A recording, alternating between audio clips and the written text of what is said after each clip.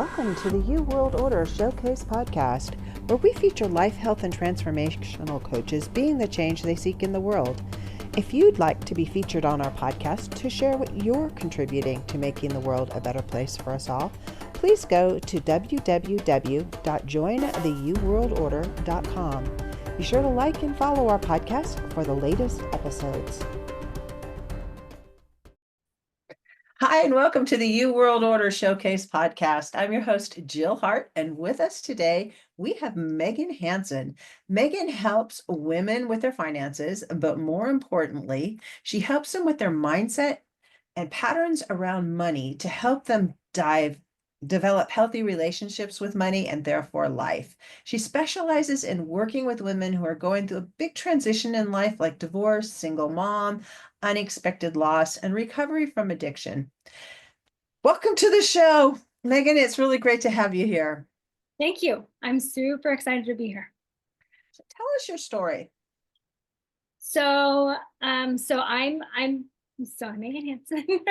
I moved to Oklahoma this past year with my partner, and I was kind of figuring out like what's my next step. I studied psychology in college, and I always planned on being a therapist. And I realized, well, my mom always told me that I shouldn't be because I'm too sensitive. I get too attached. But I finally realized it now as I've gotten older that she was right. I am too sensitive to be on a full-on therapist. And so I've always been really good with finance and math and money. And so I kind of dove into that. But then I realized that the people I want to work with aren't always in a place to be able to invest a lot of money, or aren't in a really good place to be able to really be able to look that far into the future. And so I shifted, and now I have my coaching business. And so that way I can work with anybody, no matter what place you're in. So to really be able to like really change their lives. And so so it's me. So why did you decide to become a money coach specifically? Was it just Yeah, so because money is tied to everything, even though we don't like to admit it. It's tied to everything. And so that can be used for beautiful things and really be able to like change lives of others and change your life, but also be able to like make real differences in the world. Or it can be something that keeps somebody stuck and small in a really bad place. And so that's kind of why I chose it, because I wanted to be able to work with people on their life. And so much of that is centered around money. You know, it affects our relationships, it affects our health, it affects our mindset, everything. So I figure if I can really work on one thing that affects everything, then makes a huge difference. I think it really does. So what are the different attitudes people have towards money from your perspective? Well, there's a lot of those sayings that we grew up with, money doesn't grow on trees, or money is the root of all evil. So we grew up with those things. And even though they seem innocent and seem like, oh, they're just little sayings, those are actually like rooted in our society, where people truly do believe that money is evil and people that have money is evil. So a lot of those thoughts and beliefs and those attitudes toward money are very negative for most of it. And those are usually people that don't have a healthy relationship with money. Those are people that we really need to look at that and heal that. And so, because money is just energy, money is just an exchange of value, money is just, we are the ones that put the meaning on money as humans. So those attitudes are there, that people believe that it's evil and that there's not enough, doesn't grow on trees. that kind of When you're thing. talking about money being just energy anymore, it really doesn't even exist. Right. I had an experience recently where my husband bought something for uh like 97 something, and that was 97 cents, and he was given a quarter and 3 pennies back because the person didn't, he paid cash and he gave him like a $10 bill, and they didn't understand the difference between a quarter and a nickel. Whoa. That's Oh, where we're going with the young people. They just don't understand what the wow. actual physical currency, the value assigned to the currency, because it doesn't intrinsically have any value anymore. It used to. Mhm. Money actually used to be something, Yeah. but that's why we call it currency now, because it doesn't really Yeah. it's not worth the paper it's printed on, Yeah. really. Isn't that amazing? Yeah, it's amazing. And then, but we still put so much value on having money, but in reality, yeah, it's not. I mean, yeah, it blows my mind. And it is scary that everything is going because there are benefits to having, I mean, at least for when we were growing up, I mean, to learn the different values of things, and now with everything being electric and you don't actually see any tangible things, then that takes away that understanding and value of it, of having the coins and bills and everything. So that's scary to think about. I don't like that. It's really, it's very bizarre. And I was having a conversation with my father not that long ago where he was talking about, he ended up getting scammed. My dad's like 88. So he he had somebody call him and ended up scamming him out of like $3,000. And his perspective on that, rather than spend a whole bunch of time like trying to chase this down, he did notify his bank and all the people that he needed to notify when he realized it was a scam. Um, but he also invests in the stock market, and his investments go up and down $3,000 in a day. I mean, it's just like you start getting into bigger numbers, and we can talk about the national debt. We're talking trillions of dollars. People can't even wrap their mind around how No, big a number that is. Billion is difficult for people to understand, but 1,000 billions, it's not, it that's doesn't just like, real. Yeah, it's not even real. Is how it feels. Yeah. and it used to be $1 million. When I was young, $1 million was a lot of money. But $1 million, if you look at it in, bundles of currency, it's Mhm. not really that much money. Mm-mm. It's attainable. It's very, very attainable now. It used to not be attainable, right? Right. And milk used to be 5 cents a gallon. Exactly. Exactly. And people didn't used to have to be so involved in money. It didn't seem like. And it was a big deal when you found a quarter on the ground. I can remember when I was young finding money, and it was like, I found silver coins. Woo. When I was young, silver coins were still in circulation. Yeah. Um, yeah, Yeah. and It is. like It's crazy. a nickel for a call on the payphone. They don't even have payphones anymore. No, I never see them. Never see them. My daughter doesn't even know what they are. She's Oh 20. my gosh. Really? Oh, And God. and the rotary phones. Oh, yeah. We went to a museum not that long ago, and they had these things, and I was asking her, are you familiar with these things? And she's like, nah. Like, she Wow. has better other things that she's really good at. Well, that's good. She's my go-to gal when I need to talk about, technical things online, but Right. Yeah. Oh, Oh, that's so funny. Yeah. It's just it's how money and currency have kind of changed over the years. And she was in an economics class. Well, I'll show this one last thing and then we'll get back to you. I told you I get chatty sometimes. So she's in this economics class and it's during COVID, so she's having to do it at home. And she was they were talking about a video from the 80s, and the perception of money and greed and economics in the 80s is way different than it is today. And I was just like, this is all wrong. It's not true.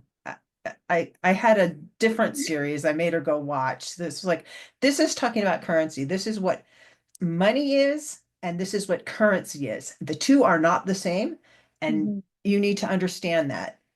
mhm, Currency is circulated to exchange for goods and services. yeah. Money is a store of wealth, Mm, and we don't have money as a store of wealth right now. You've mhm, got gold and yeah. silver, traditional stores of wealth, and they Mhm, used to be money, yeah. but Not anymore. not anymore. Nope. Not anymore. And so when it comes to talking to people about these kinds of things, how Mhm. how do you help them overcome all of this other Mm, do you educate them on the differences? Do you just like try to help them get over the I think we just get in this mishmash in our minds about what is money anyway, and why can't I get anything that I want to get? And we find ourselves, with nothing in our bank account, and we're like panicked. yeah. Yeah, I work with people on their beliefs around money. Mhm. So with that, of course, is education, but really working with people on what they tie to money, because there's so much, especially with women, we tie our worth to money. I mean, men do, of course, as well, but we just it's such a different relationship with money, with women and money, and men and money. It's totally different. The beliefs and the what we how we look at it, and how that ties to our worth and everything. So I really focus on, like, what does it mean to you that you feel like you aren't able to go buy that pair of shoes? And why is that, like, making you feel like you aren't worth anything? Why is that making you feel that you have nothing? And so I really work on, like, what how it is affecting somebody in their life and in their body and their relationships, and how, and like healing that aspect of it. That's what I focus on. I like that a lot. So, do you work with people one-on-one or in groups? How does that all that look? Yeah, one on one for right now. I definitely want to start create kind of some sort of group, because I do think we learn from each other, obviously. So right now it's been one on one. That's kind of where I've really been building it. But my goal is to definitely is to start building a group aspect too, because we learn. One person that has a problem and brings it, other people can learn from that problem. So yeah, it's my goal definitely to create a group coaching program really soon, but for right now, it's just one on one, which Do is you still. offer workshops or anything like that? I do master classes. Yes, so I do master classes right now, and I kind of do a workshop. I make sure, like, it's like an open communication, so not a webinar. I I can't just sit and talk for an hour. Like, I need to have, like, conversation, and I ask a lot of questions. And so but yeah, so I do master classes for sure. I Those like are that. I like that format so much better. I do those too, and it's just like you're having a conversation with a big group of people, and I think everybody gets so much more out of it than just sitting there listening to you lecture them. Exactly, exactly. It feels like a lecture when you're doing just like yeah, yeah. You got to have conversation for sure. I used to like that better in school anyway. It was like Yeah. I Oh got yeah. more out of it. Yeah, you definitely you learn more because when you're even when you're talking, I mean, I do it all the time when I'm talking, I'm like you often answer your own questions. When you're like speaking something out, you kind of go, "Oh," So or it makes you think of things in a different way when you speak them out. But if you're just taking it all in, you only hear it in that one way, but so yeah. Yeah, I totally agree. And again, it's the group thing where you're getting interactions from other people who bring more to the conversation and really enrich the process. Mhm. Yeah. And everybody wins that way, even you who's hosting the workshop. So, Mhm. Yeah. um, so what are your workshops around? Just like, So your relationship with money. So I really focus on, for me, I see it as like universal for everybody that we have three phases of money and they change, they're fluid, how our money is fluid, our life is fluid. So I really kind of coach around that. So the first phase is, it's scarcity. There's a lot of fear. So there's a lot of fear of often of even having money because you don't know what to do with it. You don't trust yourself with it.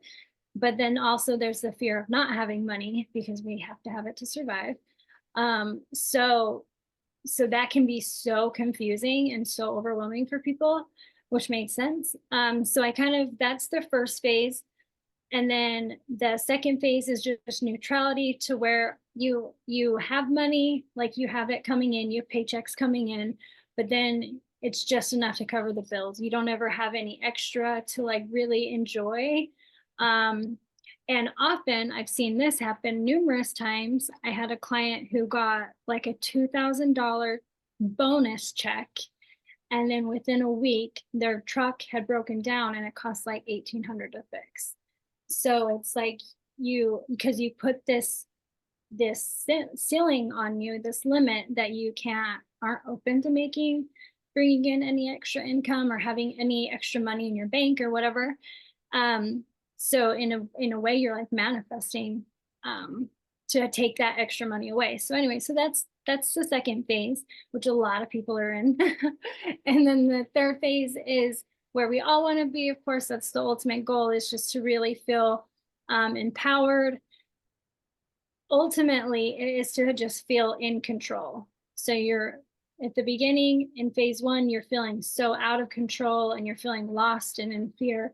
And then by the third phase, you're feeling more in control. So you're feeling prepared and educated. And anyway, so that's kind of where I coach around, are those three phases and how they show up in each phase, or what shows up in each phase, and then how to move through them. and So so who I know that you work with people going through big transitions in life, but how would they self-identify? Like, how would they find you? What would they, you know, Mhm. going on podcasts is one way, but Yeah, yeah. So I mean, I do my free events, my master classes and stuff, but I am very, very active on LinkedIn. I, I post there every day. I'm really active in like the conversations and everything. So I have just recently moved over to Facebook. That's a whole new thing for me. But I'm trying to get out there more. I'm trying to get more visible because it is difficult for people to find me and for me to be able to reach more people. Um, but yeah, I'm active on those things for people to be able to contact me and reach out to me. And I feel like a lot of people um, are identify in the first phase because there is so much scarcity just in our society. Everybody, it's so common to feel that fear and that scarcity. So often, I mean, it's people identify in the first phase for sure, sometimes first and second combined, but um, yeah, so I'm working on being able to reach more people and get out there more. Sounds great. I know that you offer a free money relationship assessment. How does that work? Yeah, so those so that you can find if you find me on LinkedIn or Facebook. And it's so what we do with that is we meet and we really talk about where you feel like you're at within your money relationship. And then we talk about where you want to be. So what and like what you feel is really holding you back. And then by the end, we'll have some steps, some things you can do to really start healing that journey. So if we are a good fit, then of course I'm open. I want to work with people. I want to help people. The thing is I went through these things, of course. Like I built my program off of what I did. And what I wish I would have had somebody there to tell me, like, it's okay that you're afraid of having money, but also afraid of not having money because it's so confusing. So, but so I want to help people. Um, so yeah, so if we're a great fit, then of course we'll explore that. But otherwise, no matter what, by the end of the call, you will have you will have action steps to be able to do to start working toward healing that relationship. Awesome. Is there anything else that you'd like to share with people? Yeah, so one thing I really like to be aware of is I think we often think of um, money or lack of money as just tangible cash, when in reality, you can be receiving in so many different ways. So I make it a game, but to really pay attention to, are you getting gifts from people? Are you getting discounts from people? Are you finding a penny on the ground? There's all these different ways that you are actually like bringing in wealth. It doesn't have to be just a tangible dollar bill or whatever. So I really like to have people, I try to make it a game, like how many coins can you find on the ground today, or whatever, how many discounts can you get, because that's all putting value back into your pocket. So that's just one thing I kind of like to remind people. It's It coming to you is, in different ways. and being aware of it and looking for it, so huge. Like this year, my fruit trees, they were so abundant, so much fruit. I mean, buckets of fruit off these Yeah, trees. And to me, that's wealth. yeah, absolutely, You can eat absolutely. it. Yeah, And when you find stuff that it's just out there, yeah. it's like you should celebrate those kinds of things because they're better than money. Money, Mhm. it just like money comes and money goes. It's currency, it flows. It's not meant to be pooled up. And when you pool it up, it loses value. Yep. Yep. You got to be open. You got to be open. Yeah, you've got to let it flow. Mhm. And when you're in that scarcity mindset, just the simple act of being aware of all of the abundance that's around us. I mean, we have air to breathe. That's Mhm. abundance. Yep. You you you don't even have to ask for your next breath. It just magically happens. Yeah. And we trust it. We trust and we know that it's coming. And so, Mhm. but for some reason, just only that one kind of wealth that has to do with money or whatever, we don't trust that it's coming. But every other wealth, and abundance, we trust. It's so interesting to me. And we feel like it has to come in a specific sort of way, Yeah. and it never does. No, it doesn't. It can come if you're open, it can come out of the blue. Mhm. Um, It's you can beautiful. get like random checks that you're not expecting for thousands of dollars. They do show up in your mailbox. Yep. And if you're open to it, then you won't have a matching bill to show up as well. Exactly. Which happened. Which It happens if you're it closed does. off. It does. Yeah. But the reverse happens if you're open. You may have an unexpected bill show up, but something else will come along Perfect. to take care of it. And so I love those things. Really big on manifesting in my life. Yeah. And I've seen wealth happen in the most bizarre ways. Personally, it's just like, wow, can't believe that happened. Yeah, I lost my train of thought. Yeah. Speaking So of how do people, manifestation is, it's so powerful. it is, oh, I was going to ask you about your modalities. Do you do stuff like EFT and Mhm. hypnotherapy and those sorts of Yep. things to help Yep. people? I'm a huge, huge, huge, huge believer of tapping. I've seen it. It's worked miracles on me. And so I'm a huge believer in that for sure. And yeah, definitely. Tapping is one of those things that it's like it's too easy. Yep. I am. I used to get all caught up in that I had to think about what I was going to say on each point. And I came to realize after spending a lot of time with Brad Yates that you don't even have to talk. You can just tap. Yeah. It's the vibration. Yeah. It's the vibration. That's like, oh, that was kind of life-changing. Yep. Yep. So, you just find yourself stressed out. You just like start tapping on your collarbone. Yeah. It's like, hey, That's and great. breathing is another one of those things. We do it all the time, but if you have the tools, you can totally regulate your whole system Yeah. And just it's by really breathing. powerful. Yeah. Yeah. Breath work is really powerful for sure. Eh, I'm so excited that all of these modalities are kind of becoming more mainstream, that Yeah. people and people like you that are out there actually teaching people how to do it, Yeah. I think is really helpful. Mhm.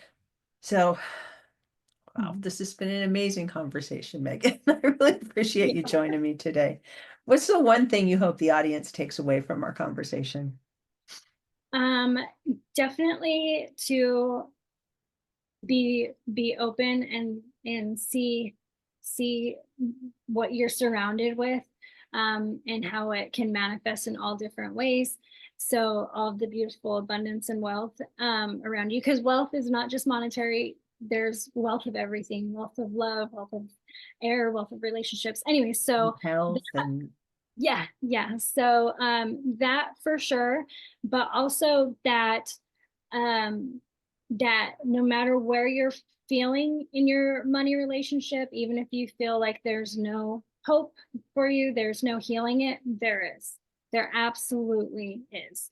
You can heal anything, and really just small changes can make a huge, huge, huge difference. So yeah. okay. Thanks so much for joining me today. Thank you. Thank you for joining us for the You World Order Showcase podcast.